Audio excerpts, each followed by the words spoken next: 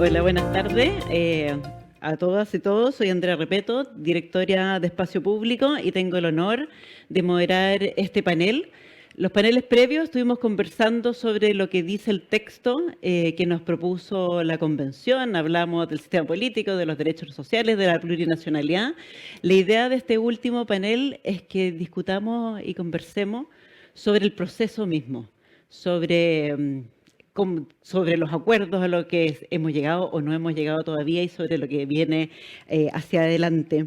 Les recuerdo que pueden enviar sus preguntas al mail, como está ahí, hablemosdelaconstitución@espaciopublico.cl y me las harán llegar a mí, espero, por otra cosa, por WhatsApp, para poder hacérselo a los panelistas si es que tenemos, por supuesto, el tiempo suficiente para hacerlo. Les presento a nuestros panelistas de hoy. Le damos una cordial bienvenida a Katia Araujo. Katia, es un gusto tenerte acá. Katia es doctora en estudios americanos, profesora e investigadora del Instituto de Estudios Avanzados IDEA de la Universidad de Santiago de Chile. Desde 2018 es directora del Centro Núcleo Milenio, Autoridad y Asimetrías de Poder. Ha sido profesora e investigadora invitada en diversas universidades de América del Norte, del Sur y Europa, como la Escuela de Altos Estudios de Ciencias Sociales de París, la Universidad Libre de Berlín y la Universidad Estadual de Río de Janeiro. Asimismo, ha publicado más de 20 libros. Entre los últimos están Hilos tensados para leer el octubre chileno y Las calles, un estudio sobre Santiago de Chile, ambos como editora, y también como autora El miedo a los subordinados, una teoría de la autoridad y cómo estudiar la autoridad. Sus principales áreas de investigación y de interés son la sociología de las normas, la sociología de la individuación, estudios sobre el lazo social y los estudios sobre autoridad. En las últimas casi 2 décadas se ha dedicado a investigar los efectos de las transformaciones estructurales sobre los individuos y el lazo social en la sociedad chilena. Muchísimas gracias, Katia, por acompañarnos hoy día. También tenemos con el gusto de estar aquí con Patricio Fernández. Patricio, que además es director de Espacio Público, por cierto, tiene estudios de Derecho en la Universidad de Chile, de Literatura y Filosofía en la Universidad Católica de Chile y de posgrado en, a ver si lo puedo decir, Historia del Arte Rinascimentale, algo así. No me sale lo italiano, es que está anotado aquí en italiano, en la Universidad degli Studi di Firenze. Durante 2021 y 2022 se desempeñó como convencional constituyente por el Distrito 11. Parte importante de su carrera la ha dedicado a los medios de comunicación. Es el fundador de The Clinic y theclinic.cl y además se desempeñó como conductor del programa radial Desde Cero, de Radio Cero, que echamos mucho de menos. Es también escritor. Sus últimos libros son Cuba, un viaje al fin de la revolución, y Sobre la marcha, notas acerca del estallido social en Chile. Ha sido columnista de The New York Times, El País, y colaborado con diversos medios latinoamericanos. Muchísimas gracias, Pato, por estar con nosotros. Y finalmente, estamos muy contentos de que nos acompañe Marta Ruiz.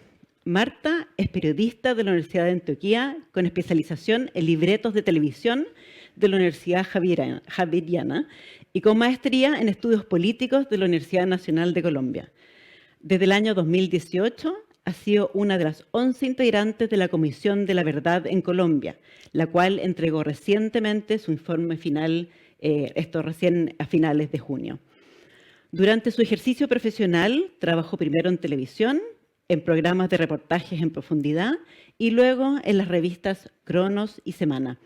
En esta última se dedicó durante 15 años a cubrir el conflicto armado interno, por lo que pudo recorrer el país y escuchar a cientos de víctimas, a combatientes y a soldados. Ganó premios periodísticos por trabajos realizados con el equipo de Semana, como El Rey de España y el Simón Bolívar. Fue columnista de la revista Arcadia y de Semana.com. En esa casa editorial hizo parte de diversos proyectos especiales, entre ellos el Premio de Periodismo Regional, Semana Rural, y Verdad Abierta, portal que tuvo bajo su dirección durante un año.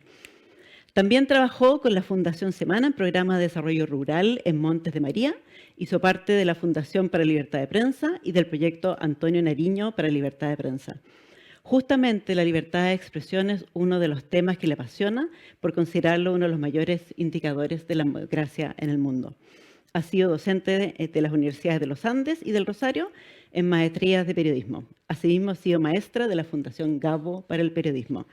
Gracias, Marta, por venir a conversar con nosotros sobre este proceso histórico y sobre tus aprendizajes del propio en Colombia. Muchísimas gracias a los tres.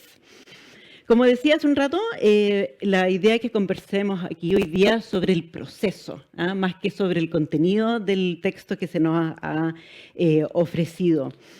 De hecho, el proceso fue una forma de canalizar un malestar, fue una forma institucional, fue una forma democrática de canalizar este mal, estos problemas institucionales y sociales, de malestar en Chile, y hubo harto también expectativas sobre lo que iba a suceder en este proceso. Quisiera partir preguntándoles por lo general, y preguntarte a ti, Katia, que has estudiado los lazos sociales en Chile desde hace ya décadas, toda esta demanda por igual dignidad ya aparece en los relatos hace tiempo atrás, no es algo reciente en Chile.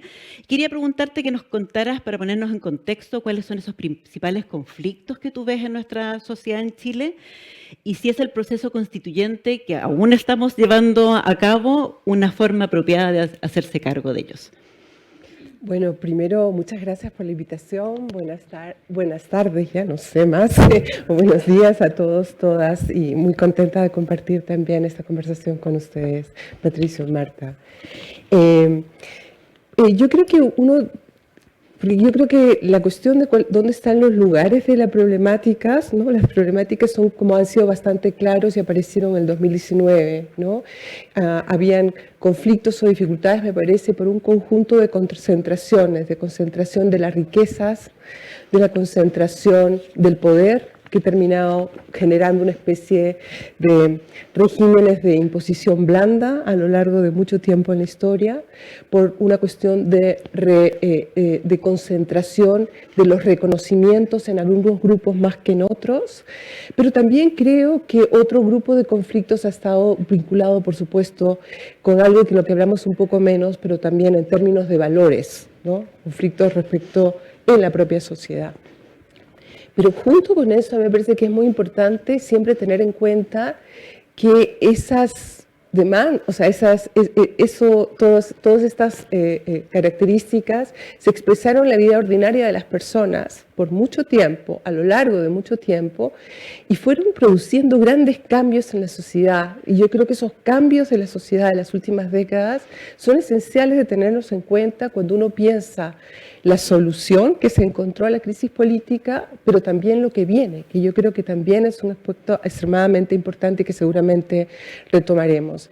Y yo creo que de esos grandes procesos, para tenerlo en cuenta en lo que vamos a conversar hoy día, solamente para poner el marco, yo creo que hay tres cosas que son esenciales que hay que pensar.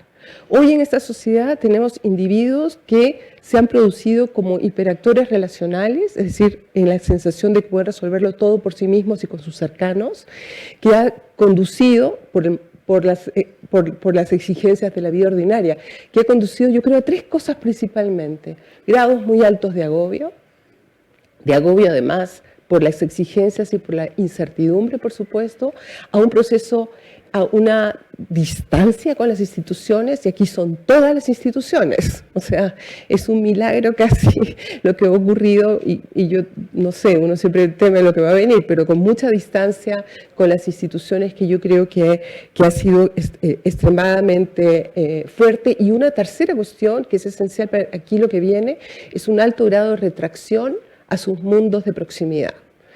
Esa es la primera cuestión. La segunda cuestión es que la sociedad chilena está en una disputa muy grande sobre cuáles son las normas, los valores, los códigos, los principios, etcétera, que ordenan nuestras relaciones sociales. No estamos en una sola disputa política, de reorganización, etcétera, sino de cosas básicas relacionales. Y esa gran disputa ha puesto grados muy altos de incertidumbre en las relaciones sociales, ha ido a generar grandes irritaciones sociales y una expansión de la convicción de que las situaciones sociales se dirimen con la fuerza.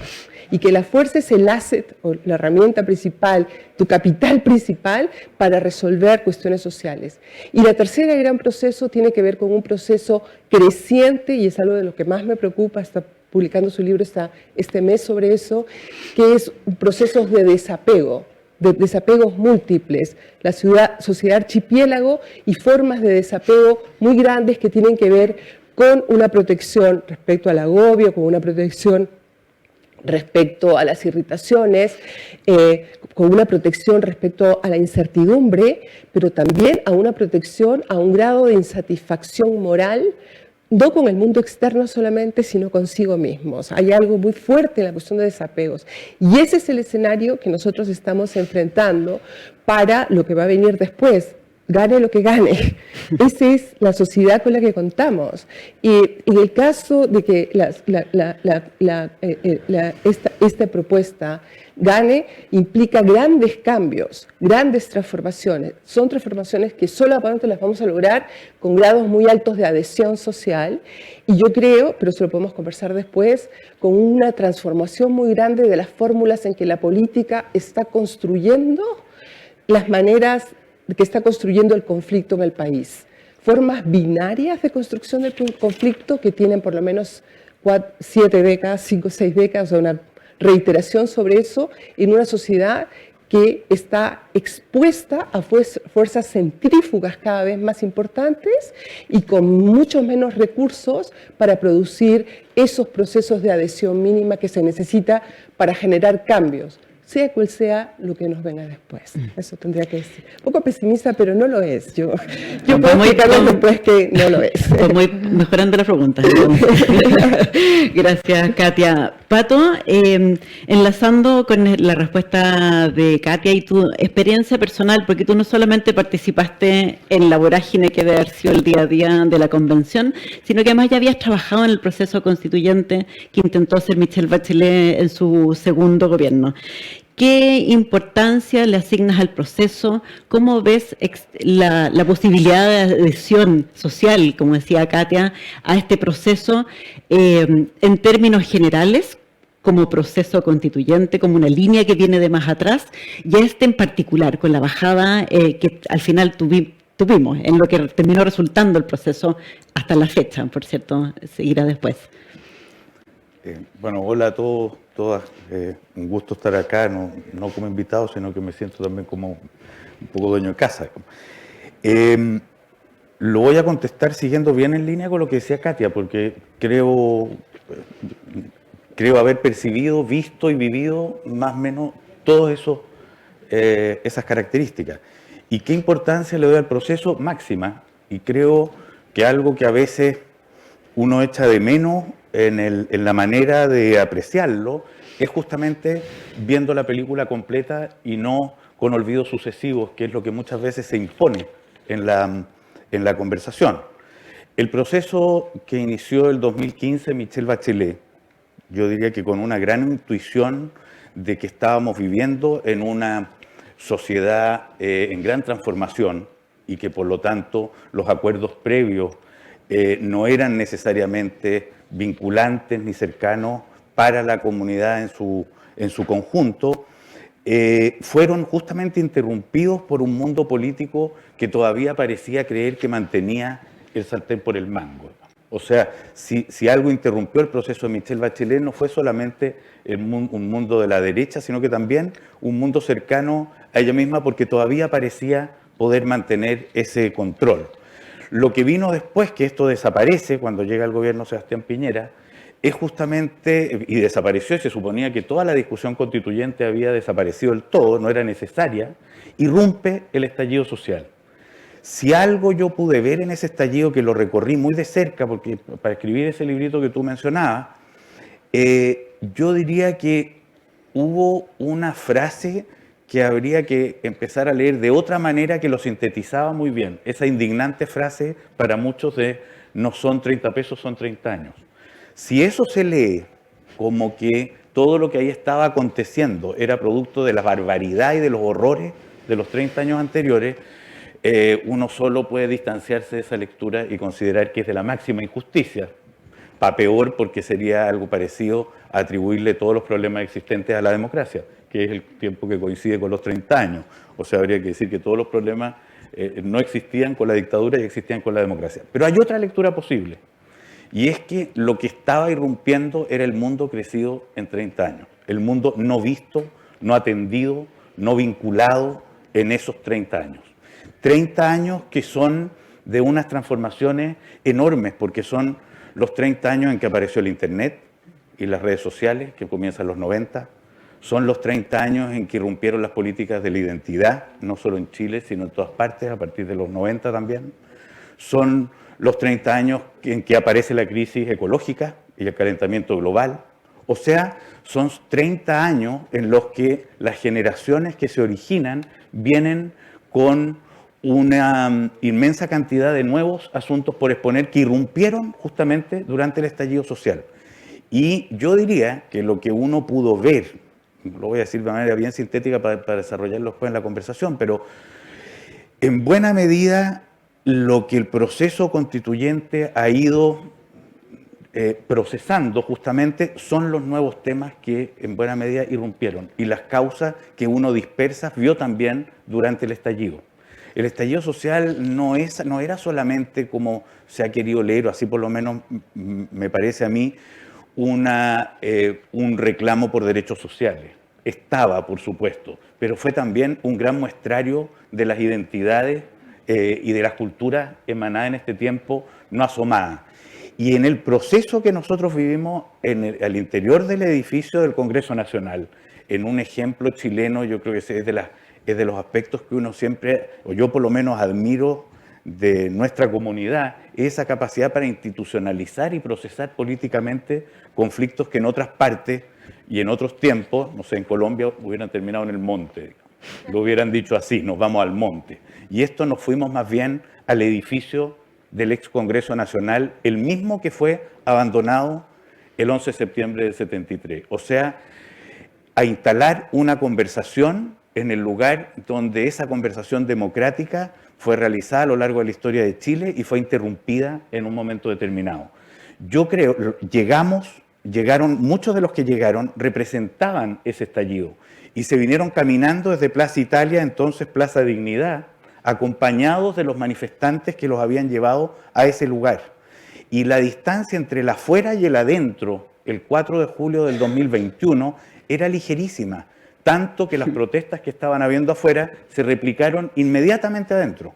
Y los gritos con los que esto partió, y la imposibilidad de cantar el himno nacional, y la dificultad para comenzar este proceso al que llegamos como arrojados, digamos, de la nada, terminó con una ceremonia el 4 de julio pasado en el que se cantó 2 veces el himno nacional con todos los miembros de la convención coreándolo y por lo tanto con una formalidad en el vestuario. El día originario el pelado Bade votó a pata pelada, digamos, y hubo otros que se acercaron al copón de votación poniéndose mano en el ojo, haciendo todo tipo de morisqueta simbolizando lo que había acontecido. Y terminó con efectivamente una convención vestida de manera formal, que reconoció o que aprendió a lo largo de esto lo que produce, lo que es la conversación institucionalizada, y ahí yo creo que estamos. Por lo tanto, ¿ha servido el proceso? Bueno, hay algo que creo que lo representa, lo dice muy bien, y es que cuando terminamos hubo muchos que con tono de crítica decían ojalá hubiéramos partido así. Creo que decir eso es el reconocimiento absoluto de que hay una evolución y que hay un aprendizaje.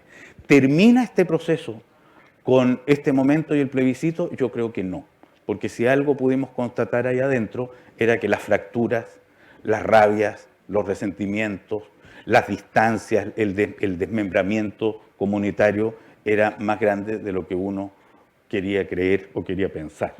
Y esa reconstrucción en los tiempos que corren, con las características que decía Katia, creo que nos tomará más tiempo, pero a la hora de evaluar esto habrá que evaluarlo como una película y no como fotos de olvido sucesivos. Súper. Vamos a seguir hablando después sobre el proceso que sigue y vamos a tomar ese punto, Pato.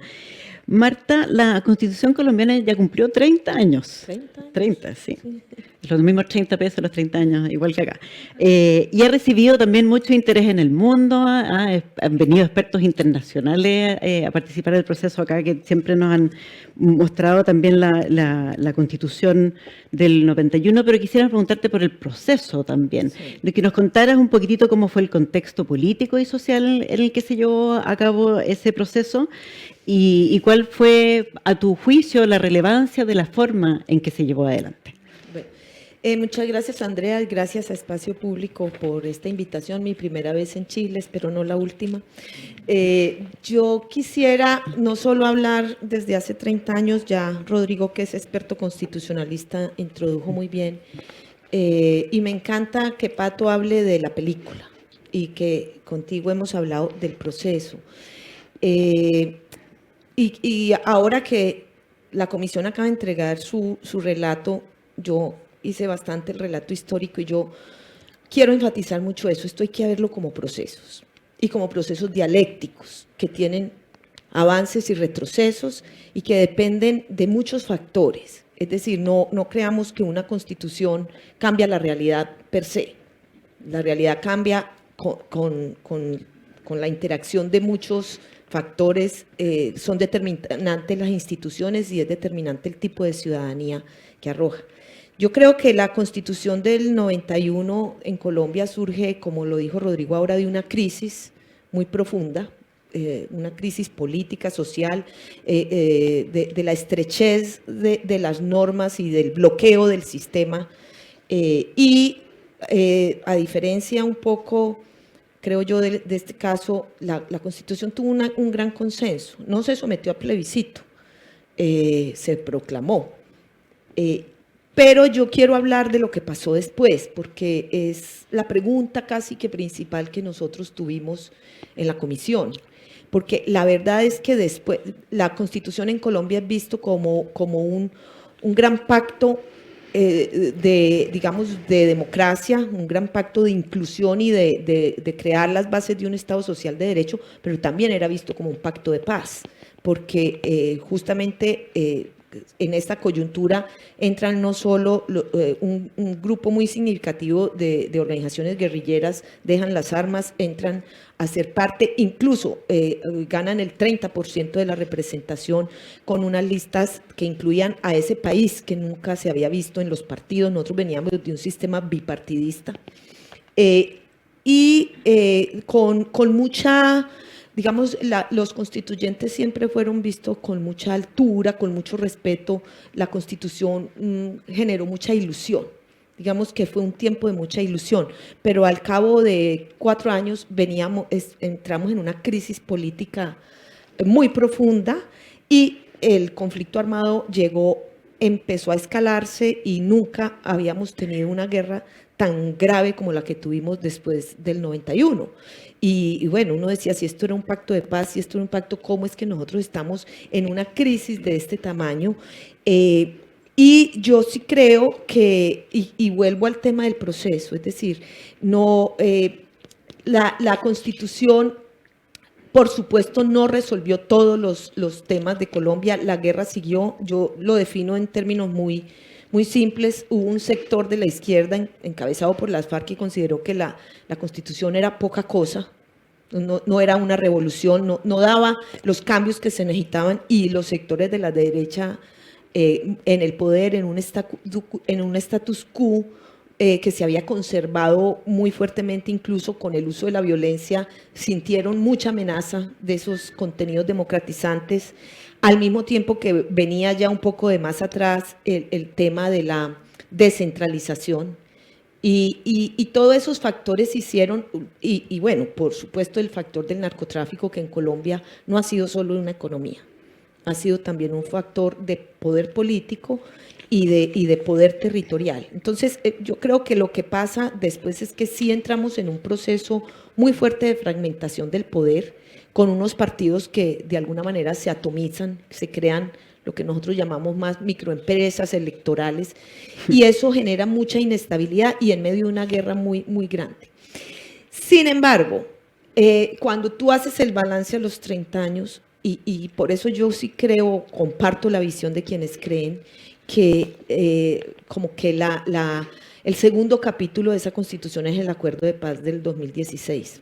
Es decir, todo lo que le faltaba a esa Constitución del 91 o que no se pudo concretar allí en términos de paz, pero en términos también de inclusión y de resolver problemas estructurales o plantear unos lineamientos, entra en el Acuerdo de Paz. Y es una cosa muy curiosa, pero yo me atrevo a decir que hoy la Constitución del 91 es lo que defendemos todos los colombianos en este momento, y creo que está más viva ahora que hace 30 años. Es decir, hoy la Constitución es un referente. La Constitución se parece, esa Constitución moldeó un poco también lo que somos hoy, pero de algún modo lee más a la realidad de hoy que la misma realidad de hace 30 años o 25 o 20 años. Es decir, creo que sociedad, instituciones y normas han ido encontrando un poco una convergencia en estos 30 años, pero sin duda ha sido un proceso de múltiples negociaciones, de múltiples disputas y de múltiples esfuerzos, digamos, para encontrar los balances necesarios y lograr ir generando una inclusión, porque yo creo que gran parte de nuestro problema, incluso de nuestra guerra, es un problema de la inclusión en el poder, o lo que ustedes llaman la distribución del poder. Y creo que lo que pasó en las elecciones con el triunfo de Petro, ahora anoche hablábamos en la cena un poco cómo los pueblos indígenas fueron incluidos en la Constitución del 91, pero hoy en día uno ve en la política que en la práctica los pueblos afrocolombianos están siendo incluidos en el proyecto de poder en Colombia. Y eso yo creo que cierra como es la cuadratura del círculo un poco de la inclusión, y con muchos otros sectores, en este caso la izquierda, porque también hay que decir, la guerra en Colombia es una guerra ideológica muy basada en cómo se maneja el poder y cómo la izquierda siempre fue proscrita un poco del poder central, por lo menos hasta ahora, y eso ha sido progresivo, y creo que ahora estamos en un momento donde la Constitución y nosotros estamos mucho más sintonizados. Genial, muchísimas gracias, Marta. Que decía el Pato, estamos en una película, quizás esta es una serie de muchos capítulos y no tenemos muy claro en qué capítulo estamos todavía y dónde termina. Y pensando en lo que viene, viene el plebiscito ahora en un mes más, no tenemos muy claro qué va a resultar de ahí. Si gana el rechazo, hay una demanda muy amplia por seguir haciendo cambios, pueden ser más fáciles o menos fáciles, pero y lo mismo si llega a ganar el apruebo, a ver que instalar esto, quizá haber que hacerle reforma, y eso va a requerir más proceso de diálogo, de acuerdo. Marta lo describía como múltiples negociaciones, disputas y esfuerzos, y quería preguntarte a ti, Katia, ¿cómo ves, cómo podemos facilitar eso que viene después? Hablemos en positivo, también te voy a preguntar como dificultades, pero te voy a preguntar cómo facilitamos que poder seguir avanzando en este proceso en el que estamos encaminados, que no tenemos muy claro dónde llegamos, pero poder convivir con los desacuerdos, no con el conflicto, sino con los desacuerdos. ¿Cómo ves tú que podemos seguir avanzando en esto? O sea, yo creo que lo primero es tratar de pensar cómo vamos a comenzar a hacer acuerdos, porque a mi juicio, como yo lo veo desde una cierta perspectiva, ha habido un aire que se le ha dado a la política con la Convención Constitucional, mientras, y en eso a mí me parece, la política tendría que haber hecho otros procesos en este tiempo, de acuerdos más generales. Tenemos problemas que se han detenido en su solución en todo este tiempo que la Convención ha estado funcionando, y creo que en este punto está el debe. Está el debe porque no se generaron, en el momento que se pudo hacer como acuerdos básicos generales para abordar ciertos problemas, yo creo que se le puso todo el peso, y el mundo de la política continúa de la misma manera, con sus mismos discursos, con sus mismas estrategias, con sus mismas lógicas electoralistas y con sus mismas dificultades para pensar en proyectos país a más largo plazo y disputarlos desde ahí, porque no quiere decir que uno deje de creer en cuál es el país que uno quiere tener. Y a mí lo que me parece es que lo que vamos a entrar ahora es en el tiempo de la política nuevamente. Lamento no poder ser optimista, pero el tiempo de la política no se ha preparado para el tiempo de la política. Y de hecho lo que vemos es una lectura de la Convención como una especie de triunfo de un lado sobre el otro, de una imposición blanda, de nuevo, otro régimen más de la imposición blanda, como es leído por algunos sectores, etcétera, pero nos importa cómo piensan esos sectores, porque con ellos con qué hay que hacer los acuerdos, y esos son los sectores de la población con los cuales hay que buscar la adhesión. Entonces a mí lo que me parece es que llega el momento de la política y entra básicamente en otra fase esta disputa, y estas disputas van transformándose y van cambiando de fase. Eso es la primera cuestión. Yo insisto y voy a seguir insistiendo, creo que la política, o sea, el mundo de la política institucional en general, y también las otras formas políticas, creo que hay algunas cosas que tienen que integrar. La primera cosa es integrar de manera profunda y arraigada lo distinto, lo múltiple que es el país, y la manera en que el país insiste en ser múltiple, y la manera en que justifica cada vez más esa multiplicidad, y el mundo archipiélago ese, cómo se va construyendo de una manera, para poder hacer algo con eso. Creo que esa estrategia, que es una estrategia que está mucho tiempo presente, ¿no? Estos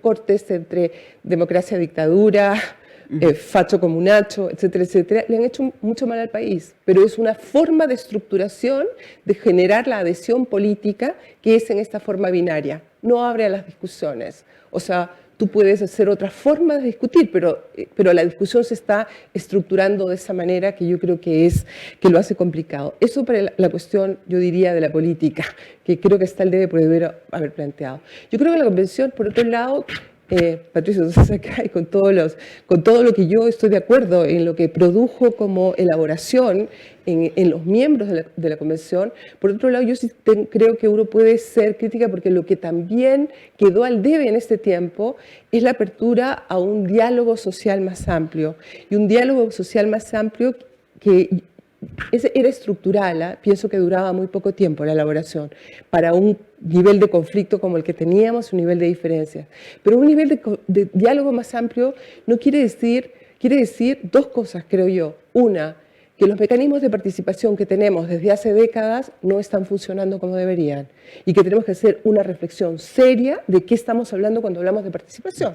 Seria. Yo no voy a entrar en los detalles, pero todos más o menos entendemos que los mecanismos de participación no funcionaron ahí, pero no están funcionando en muchos lados porque tenemos otros individuos y otra sociedad con muchas dificultades para la asociatividad, con muchas menos ganas de participar, y tenemos unas minorías políticas activas, muy fuertemente activas, que toman la voz de esas población mucho más grande, que en realidad tiene una retracción y que no quiere entrar en las formas políticas anteriores. Ese es un lado, y yo diría que el otro es: hay que poder conversar socialmente. Una constitución no es solamente una formulación jurídica, es una oferta de concepción de los individuos y una oferta de concepción de la sociedad, que le estás ofreciendo cambiar a las personas, quitándoles certidumbres las que tenían. Y yo creo que esa conversación tendría que haberse abierto un poco más para que las personas, para que pudiéramos por lo menos estar en acuerdo o en desacuerdo, pero antes de que llegara esto y esto terminara siendo un sí y un no. Finalmente, además, promovido porque, a mi juicio también, el plebiscito de salida tendría que haber sido por partes, porque en realidad estamos en sociedades demasiado complejas como para que tú digas, o sea, en todos somos, ¿no?, plurales, múltiples, etcétera, etcétera, menos en la decisión, porque hay que aceptar una cosa y la otra, hubiera abierto a más conversaciones. Entonces, yo creo que nos vienen desafíos muy grandes en términos de cómo anudar, de cómo yo creo el sistema político institucional puede encontrar las herramientas para hacer el trabajo que le toca hacer ahora y de ahora en adelante, porque tenemos todas las condiciones, en verdad, para que no funcione. en muchas cosas, ¿no? Terminaste pesimista igual, ¿viste? Ay, sí. Gracias, Katia. Pato, tomando justamente esa idea, tú partiste en tu intervención anterior sobre la evolución que hubo dentro de la convención, cómo partimos a pata pelada y terminamos con corbata, y sin cantar la canción nacional, o pifiándola y cantándola 2 veces al final. ¿Cómo se traslada esa evolución a esta conversación social de la que está hablando Katia? ¿Cómo ves tú ese paso ya fuera de la convención, con el crecimiento que tuvo la propia convención, lo trasladamos a la sociedad? Mira, voy a buscar hurguetear la respuesta tratando de recorrer lo que hemos visto, porque no tengo, o lo que uno ve, que son problemas que permanecen. Primero, creo que si no entendemos que estamos en tiempos de incertidumbre y de extravío, donde hay mucho que buscar, mucho que pensar, y que las respuestas no están dadas a la pata por las experiencias anteriores, creo que no vamos a entrar desde ya en el camino más recomendable para encontrar justamente esas soluciones. La convención, yo sería el último que la vendría a plantear como una maravilla ejemplar, en donde todo aconteció de manera maravillosa. O sea, creo que quien diga eso es una persona que no estuvo ahí, o bien es una persona que tiene unos nubarrones mentales muy grandes. Pero creo al mismo tiempo que hubo cosas que pasaron y cosas que se le piden que no tenía la capacidad de dar. Por ejemplo, una de las preguntas que yo creo que la institucionalidad se va a tener que hacer, y eso es al margen de la Constitución, y esto no solo en Chile, pero acá es bien urgente, es qué es un partido político, porque lo que eran antes no son. O sea, si algo yo ya con el tiempo que llevo siendo testigo de esta historia chilena, digamos, los partidos sobrevivieron incluso a la dictadura militar, pero no han sobrevivido del todo a la transición y al tiempo democrático que estamos viviendo. El no y la pelea en contra de la dictadura lo armaron mucho las redes partidarias. Los partidos políticos de izquierda tenían representantes en los sindicatos, en las caletas de pescadores, en los mundos de trabajadores, en los mundos empresariales. Hoy día no. ¿Cómo se rearma algún tipo de malla que vincule mundos sociales y gobernabilidad? No lo sé, pero ese es un tema importante. Y si es que uno quiere revisar más ese problema, que es el que está en el germen además del tipo de convención que tuvimos, tendría que recordar que la convención que tenemos y la manera en que se constituyó es hija de lo que estaba pasando entonces y la decidió el mundo político. ¿Y qué fue lo que vio el mundo político? Cuando la encuesta CEP decía que un 2% de los chilenos se sentía representado por algún partido, terminó concediendo estas listas de independientes que hoy día ven como una aberración, como si se le hubiera ocurrido a la propia convención instalarse a partir de esas listas, cosa que fue una idea del mundo político porque veía que no había otro modo de representar o de darle alguna cohesión a ese estallido que estaba en curso. Aparecieron los escaños reservados y hoy día parece que fueron muchos, pero resulta que en el estallido social había solamente 2 banderas y 2 símbolos que daban vueltas, la bandera chilena y la bandera mapuche.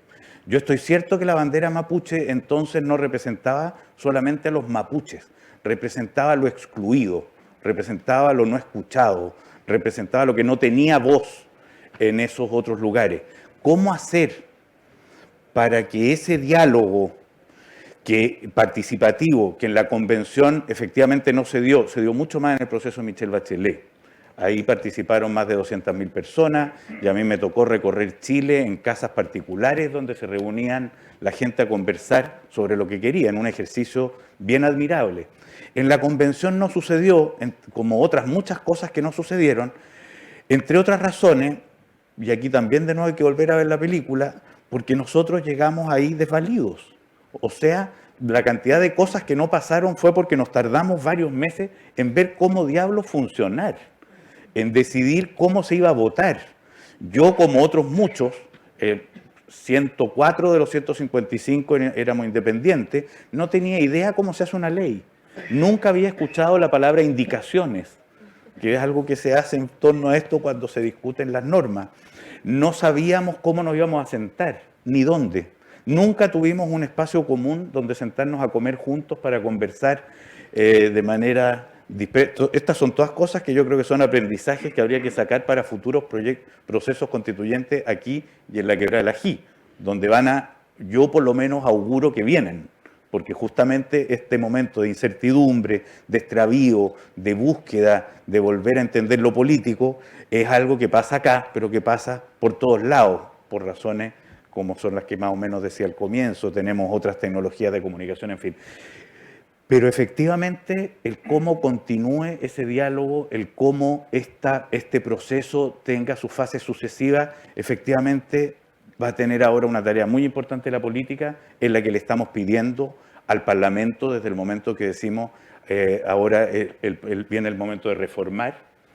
Las reformas que casi todos estamos hablando y que el mundo político acuerda no están en lo medular del acuerdo social, no rondan, al parecer, ni en los derechos sociales, ni rondan en el tema ecológico, no se discute mayormente la paridad, parecen ser en asuntos orgánicos de funcionamiento institucional. Bienvenido que el mundo político lo piense bien y lo reflexione con conocimientos y experiencias que posiblemente en la convención existían menos. Pero cómo esto siga adelante, desgraciadamente no te lo puedo contestar, pero es un mega reto. Bien. Cuéntanos, Marta, cómo fue entonces la experiencia, a ver si podemos mirar 30 años para adelante. Sí, por supuesto. A mí me tocó, yo seguí mucho el proceso del acuerdo de paz colombiano y estuve viviendo con la gente, o sea, pasé temporadas con el FARC, cuando todavía no llegaban al acuerdo de paz, y una de las cosas que repetían los guerrilleros que estaban en el acuerdo era ahora ya que lo que ellos querían era que se aplicara la Constitución del 91. O sea, lo que había sido un espacio de disputa se convertía en el lugar de encuentro. Y yo creo que algo de eso en Chile también puede pasar. Cuéntanos de eso, Marta, justamente quería preguntar, tú ya lo tocaste en tu respuesta anterior, pero el enlace entre la Constitución, el proceso de paz, ¿cómo es que un proceso de paz es rechazado por la ciudadanía? ¿Cómo pasa eso? ¿Y cuál es el rol de la Comisión de Verdad donde tú estás trabajando, como el proceso que sigue después? Bueno, yo creo que hay como un debate que pasa en la superficie y hay como unas aguas profundas.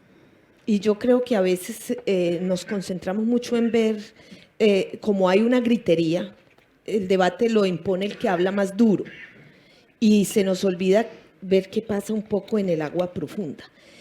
A mí me sorprende mucho porque yo siento que el acuerdo de paz de Colombia fue, digamos, perdió en las urnas por una minoría, pues por muy pocos votos, por 50.000 votos, pero yo creo que ese acuerdo ganó.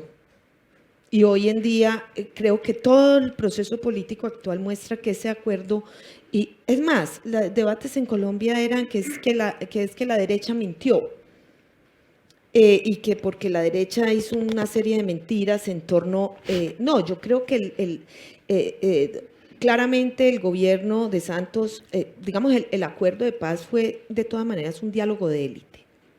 Era un diálogo entre la élite de las FARC y la élite del gobierno, y ese diálogo no llegó al país, a la base. ¿Sí? Eso no hubo una conversación pública, fue un diálogo muy hermético en un momento. Pretender vender un producto, digamos, cuando la gente no ha hecho parte del proceso es muy difícil. Hubo muchos problemas, creo yo, en la estrategia de venta de lo que fue el acuerdo. Pero creo que como el sentido profundo del acuerdo, la gente lo entendió. Y había mucho la polémica de si la gente va a leer las 300 páginas o no. Yo hoy digo, no importa tanto. Había una idea fuerza, es que este país está cansado de la guerra. Este país ya no quiere la guerra. Y esa idea yo creo que fue arraigando y sí creo que ha habido mucha más conversación y enlazo con lo de la comisión. Creo que la comisión entendió de algún modo que no era una comisión para hacer un libro, porque pues ya libros han hecho muchos. No fue una clásica comisión como se han entendido en muchos países, que es unas personas, sean expertos que se sientan a analizar las grandes causas, sino generar una conversación en el país. Yo diría que eso y hoy, y no solo la comisión, yo creo que el golpe de perder el plebiscito nos hizo entender que teníamos que escucharnos. Y en ese camino falta mucho, pero sí me parece que, por ejemplo, el mensaje que ha dado el presidente Petro, que apenas se posesionará el domingo, es la necesidad, cuando él habla de un pacto de nación, es la necesidad de escucharse. Yo quiero hacer mucho énfasis en eso, porque a veces en estas coyunturas uno piensa que lo importante es quién más grita, como digo. Y yo creo que hay algo en los que están rechazando que hay que escuchar. ¿Qué es exactamente lo que está allí? ¿Qué es lo que expresa esa negativa o porque también enlazando con lo que dice Katia, si no leemos esas aguas profundas, ocurre que algo está pasando y de repente decimos, no entendimos por qué pasó. Y sí creo que el diálogo tiene que ser un diálogo en lo local. Nosotros usamos mucho ese concepto de Jean-Paul Lederat de diálogos entre improbables, entre gente que jamás se sienta a conversar. Y yo creo que eso, para mí el diálogo requiere una serenidad, ¿sí? Y bueno, es difícil hacerlo cuando se está en competencia, a veces es más fácil cuando ya los hechos se han consumado, que puede empezar el verdadero proceso, sea que ganen o sea que pierdan, ¿sí? El problema de un método. El diálogo y la conversación necesitan moderadores creíbles. Es que el diálogo necesita moderadores y la comisión se asumió como un moderador de conversación, sobre todo entre víctimas, victimarios. Estamos hablando de una posguerra, ¿sí? de un escenario de posconflicto. Pero sí creo que es muy importante que tienen que ser diálogos continuados, diálogos.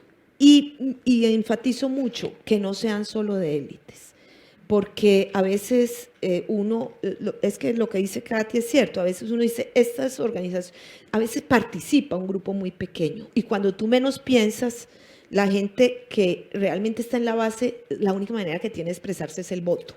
Entonces ahí vienen las sorpresas, que el voto es donde se expresa una cantidad de gente que no tiene voz porque se siente un poco apabullada por la gritería, ¿sí? Entonces yo sí creo que eso del diálogo, y requiere mucho esfuerzo institucional, el diálogo, y yo en eso, Pato, creo también que los medios de comunicación, muy fácil, yo como soy periodista, terminamos siendo parte del bullicio y de sumar un poco más a ver cómo es la pelea de gallos, ¿sí me entiendes? Y no cómo moderamos el debate, cómo hacemos que la conversación se serene.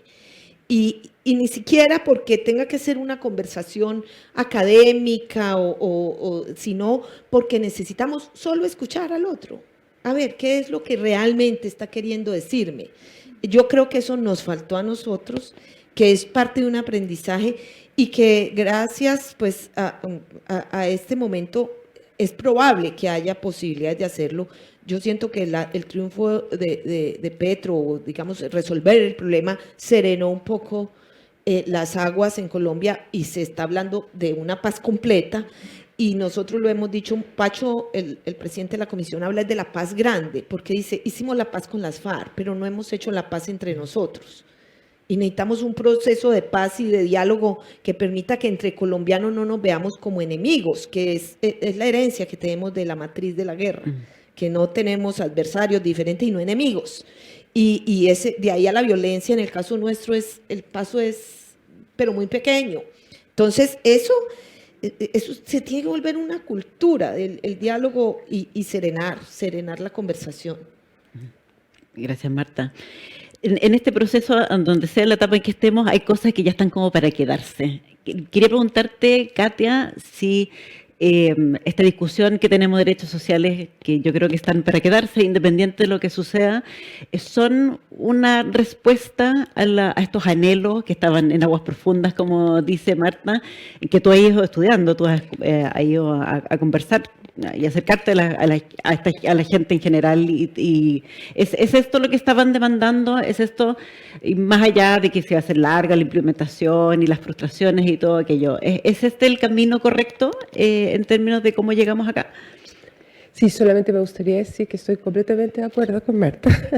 Me gustó además esto de los diálogos improbables, me parece muy bonito, improbables creo que le dijiste, que me parece muy importante, y creo que me parece muy importante también para el caso chileno, que está en este mundo como dividido archipiélagos y sin cruces, y un poco eso, con demasiado ruido por todos lados y con quizá necesidad de serenar algunas discusiones y serenar también la visión sobre lo que va a pasar en el futuro, ¿no? Que es una construcción lenta, etc. Yo pienso que hay muchas cosas que se van a quedar y en eso también me gusta mucho lo que dice Marta, en el sentido de que hay procesos en los que lo que se instalan son sentidos comunes que ya se instalan, ¿no? Y yo creo que el 19, por ejemplo, instaló un sentido común de que tenemos que hacernos cargo de que la vida ordinaria, la vida social que llevábamos, tenía costos demasiado altos y para todos los grupos, y creo que ahí hubo un paso que se hizo. Hay algo que tenemos que hacer, hay algo que tenemos que cambiar, creo que eso se ganó con el estallido social, eso creo que fue muy importante, muchos actores cambiaron, y yo creo que efectivamente los derechos sociales son un aspecto extremadamente importante porque es parte muy relevante del agobio que han tenido las personas en sus vidas más ordinarias. Entonces es la expectativa de que van a tener, no sé, salud, que no van a tener que gastarse. Yo no estoy solamente hablando de los sectores populares, yo creo que es muy importante que pensemos que eso es transversal, que los sectores acomodados o medios acomodados también hacen gastos increíbles y tienen niveles de agobio muy altos. Entonces yo creo que eso es una cosa muy importante, pero a mí me parece que uno siempre tiene que reconocer, ¿no? Que cuando hay grandes cambios como estos, o que como se proponen, los temores están justificados y las ilusiones hay que mantenerlas a raya, ¿no? Pero los temores están justificados y hay que abordarlos porque todos estos cambios implican renuncias. O sea, hay algo que se pierde. Incluso cuando uno dice, bueno, vamos a instalar la paridad, hay alguien que pierde. Es así, cuando alguien gana, alguien pierde. Y eso hay que pensarlo en términos más sistémicos y anticipar que eso es algo que tiene que tener sentido. Y esa idea de cómo trabajar las renuncias necesarias, las pérdidas necesarias, cómo hacer de eso un sentido común, yo creo que es algo que nos falta. Hemos trabajado mucho más ha funcionado mucho más en términos de todo lo que vamos a lograr, de todo lo que se les va a dar, de todo lo que, no, como muchas promesas hacia el futuro, y mucho menos abordar la dimensión de las renuncias y de las pérdidas, que yo creo que son muy importantes, porque uno de los desafíos más importantes que nos viene son los medioambientales y todas las renuncias que vamos a tener que hacer si queremos enfrentarlo, porque para enfrentarlos tenemos que hacer cambios de estilos de vida que van a implicar renuncia y pérdida. Creo que eso es muy importante y para ser positiva, todo lo que estoy tratando de decir es como vías. Hay que mejorar el diálogo, hay que abrir la cuestión del diálogo, no hay que asumir que es obvio para todo el mundo que los intereses de un grupo son comprensibles para el resto de la sociedad y tenemos que instalar una cultura de las renuncias y las pérdidas para poder hacer posible el cambio. Eso. Gracias, Katia. En esa misma línea, Pato, hay como temas que vinieron, que se abrieron con el texto. Los pueblos originarios, la paridad, el medio ambiente, derechos sociales, descentralización. ¿Son sentido común o, como dice Katia, tenemos que construirlos? ¿Ah? ¿Están aquí para quedarse o vamos a tener que seguir haciendo trabajo de renuncia, de pedir cosas a algunos para que eso sea una realidad? Yo creo que el proceso a lo mejor en el que estamos es justamente viendo si construimos un sentido común, que proviene en muchos de estos casos de distintas causas que fueron las que confluyeron en esta convención y que se vieron también en el estallido y que lo que yo sí creo es que son causas ineludibles. O sea, es posible que cada una de ellas no es todavía asumida e incorporada por todos los otros, pero son muy difíciles de soslayar. Tú mencionaste así rápido lo que yo creo que son los 5 puntos que fueron los claves de la discusión constituyente, que fue la paridad. Las mujeres tuvieron una presencia impresionante. Yo diría que fue básicamente una discusión de mujeres, digamos, o sea, por lo menos las protagonistas lo eran.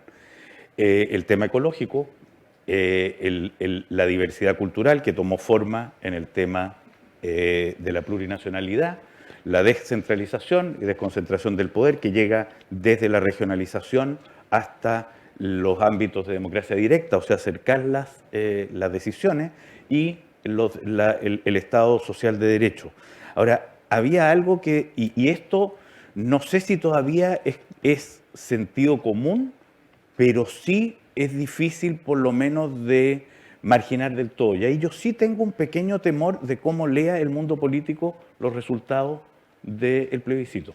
Para cualquiera sea los lados, un poco más o bastante más miedo le tengo a la lectura del rechazo, para ser franco, por la posibilidad de que varias de estas cosas retrocedan, varios de estos puntos retrocedan hasta unos puntos que no permitan aprovechar, digamos, los pasos dados en el proceso. O sea, aquí hay aspectos, muchos por reparar, pero creo que se va avanzando. Y efectivamente, algo que impide ver esos avances, algo que comentaba Marta, porque el reto ahora es escuchar en tiempos de griterío.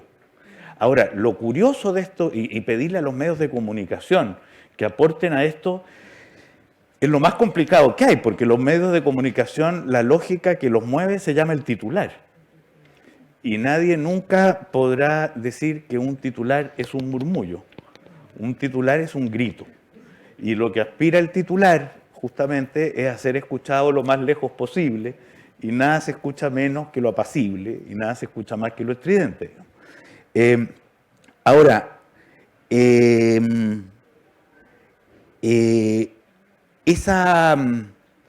cómo se consiga, digamos, esa conversión de estas causas dispersas en sentido común, cómo se vaya aceptando, yo no sé si hay una estrategia o también lo da el tiempo. Ustedes lo vivieron con la Constitución del 91. Yo muchas veces he pensado que este momento de discusión, y lo voy viendo, digamos, ahora, está muy gritón, pero si le ponemos atención, está muy alto el tono, pero cada vez más próximos los contenidos. O sea, lo que aspira, lo que por lo menos declara el rechazo, es algo, lo que está declarando, no sé si sea la verdad de todos sus miembros, pero lo que declara el rechazo es: se terminó la Constitución del 80, nos gusta mucho de lo que está acá, pero creemos que la mejor manera de llegar a conseguir lo que las mayorías dicen es vía el rechazo. Lo que dice el apruebo es todo lo que las correcciones que tú quieres, la mejor manera de hacerla es esta. Es decir, aquí, si es que le ponemos atención, hay un cambio bien grande. No hay dos concepciones de mundo en juego, se supone. No es la revolución versus el status quo.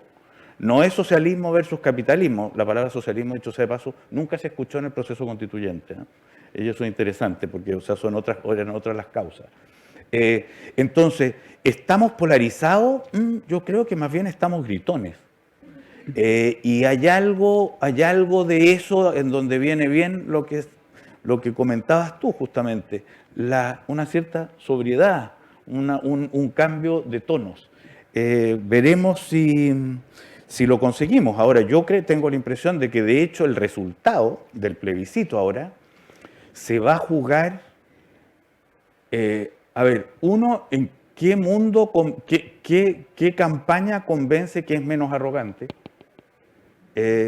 cuál escucha más los temores del que no está seguro contigo, cuál los incorpora con más sensibilidad, y cuál genera más confianza de que va a llevar adelante el camino que promete. Justamente la discusión hoy día no es una discusión rigurosa respecto del texto, sino que más bien respecto del sueño que ese texto se supone que esconde en tanto proyecto de unidad, o de cohesión social, o de paz social. Creo que... Sí. Marta, en esta línea que han tocado tanto Katia como Pato de distintas maneras. Katia habló de la participación, cómo logramos que haya participación. Pato usó la palabra incorporar. ¿A ti te tocaba en este proceso de la comisión ir a conversar no me alcanzo ni imaginar ni con quiénes ni dónde, Sí. y con víctimas, con victimarios, y hay gente que ha estado afectada directa, pero también indirectamente con la guerra. Y te quería preguntar por esos grupos excluidos, ¿cómo los convierte, cómo se convierte, cómo el sistema, no sé, alguna cosa, los convierte en actores políticos? Que dejen de ser estos excluidos, que tienen que gritar quizá, o ser violentos, o quizá que llegar para poder ser partícipes. ¿Cómo ha sido en tu experiencia eso? Pero antes quisiera Adelante, decir lo que tú quieras. algo que dijo Pato, y es que yo sí creo que siempre esas franjas de personas que tienen temores, incertidumbres, son las que van a determinar si va a ganar el sí o el no en nuestro caso. Y esa es la franja, porque los temores son legítimos y hay que pensarlos como legítimos, no como deleznables, y eso me parece que es importante. No, mira, yo creo que, como digo, en Colombia ha habido un proceso como muy paulatino. A ver, lo primero que hay que decir es que Colombia es una nación herida por la guerra. Entonces, hablar estamos hablando, cuando hablamos de esos improbables, hablamos de que ha habido mucha violencia de por medio, y una violencia atroz y horrorosa. Entonces, toda esta conversación es con gente que se ha hecho mucho daño, donde hay heridas, como digo, muy profundas. En el caso, por ejemplo, de la comisión, pero yo creo que eso es, vuelvo y digo, paulatino. Ustedes están más avanzados en lo de género, pero la comisión, por ejemplo, intentó incorporar las narrativas diversas. Por ejemplo, tenemos un capítulo étnico solo dedicado a la visión. Incluso hubo mucha discusión en torno a qué tanto era una visión tan histórica de años atrás, desde la creación del Estado, ¿sí? Pero tenemos incorporada toda la visión de los pueblos étnicos, tenemos todo un capítulo de género, no solo de mujeres, sino también de población LGTBI incorporado, tenemos los niños y jóvenes como dimensiones, y todo el diálogo se produjo, y ahí es donde uno se da cuenta que la exclusión sí es, la rabia proviene de la exclusión y del abuso del poder. O sea, yo creo que la rabia social proviene del abuso del poder, y cosas que nosotros mismos como comisionados nos dimos cuenta que el racismo está en nuestra cabeza, que es muy estructural. O sea, que aquí también estas discusiones pueden tener ribetes políticos, pero también hay racismo estructural. Y también y el patriarcado es una cosa que tenemos incorporado en el ADN. Y tenemos, por ejemplo, para nosotros fue muy sorprendente todo lo de jóvenes, niños y niñas, unas dimensiones, pero es que nunca se les pregunta, ¿sí? Entonces, y lo mismo tenemos nosotros, un gran desequilibrio territorial. Tenemos unos territorios con mucha voz y unos territorios sin voz. Y así, entonces creo que todo eso hay que hacerlo adrede, eso no pasa espontáneo. Eso no pasa espontáneo. Yo cuando decía ahora quién modera el debate, yo misma dije, me faltó decir algo. Es que en las democracias se supone que el Congreso y las asambleas y los consejos, todos esos espacios de representación son los lugares donde la diversidad y la diferencia está representada. El problema que tenemos con la política en nuestras democracias es que eso se fue separando del país real, pero tiene que volverse a integrar. Y hay algo que nosotros en las recomendaciones sugerimos, porque lo leemos en diálogo con muchos sectores, es los partidos que son, al igual en Colombia que acá, su prestigio está en el piso, y su credibilidad y su legitimidad, pero los partidos tienen que lograr volver a incorporar ese país, y creemos que la democracia interna de los partidos tiene que partir por ser la inclusión, porque realmente es muy difícil cargarle a otras instituciones, a las instituciones, toda la representación de lo social. De alguna manera, los partidos tienen que lograr, nosotros sugerimos incluso en las recomendaciones listas cerradas al Congreso, porque consideramos que es dentro de los partidos que debe darse toda la discusión digamos, que la cuota de género esté incorporada en los partidos, esté incorporada la diversidad territorial, porque realmente sí creo que que no podemos seguir pensando los partidos como en el pasado, pero que tampoco podemos pensar democracia sin partidos, porque eso es un salto al vacío. Muchísimas gracias. Lamento decirles que tenemos que cerrar. Estamos pasados de la hora, culpa de los paneles anteriores. Y tenía más preguntas que hacerle y muchas ganas de seguir conversando, pero quiero agradecerle a los tres, Katia, Marta, Pato. Súper interesante la conversación. Quiero agradecer también al público que ha estado aquí escuchando, participando a través de sus preguntas también, a los que están en línea, contarles que en la web de Espacio Público, en Hablemos de la Constitución, van a encontrar los videos de los paneles de hoy día y también material y trabajo que hemos estado realizando desde Espacio Público para poder aportar a este debate y a esta decisión importante que estamos tomando en el país. Muchísimas gracias a todas, a todos, que tengan muy buena tarde. Muchas gracias.